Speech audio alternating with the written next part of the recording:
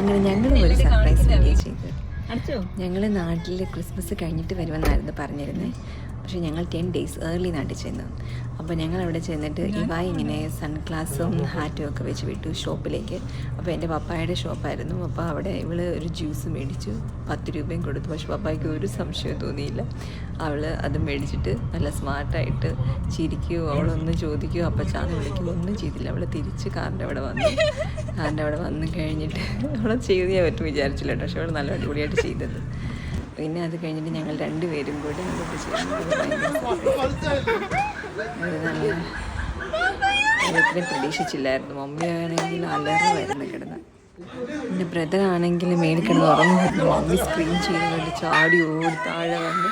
അതുകൊണ്ട് ദാൻകുട്ടനൊക്കെ ആണെങ്കിൽ ഭയങ്കര സർപ്രൈസായിപ്പോയി. നാട്ടിൽ സർപ്രൈസ് വിടുന്നൊരു വലിയൊരു സന്തോഷമാണ്.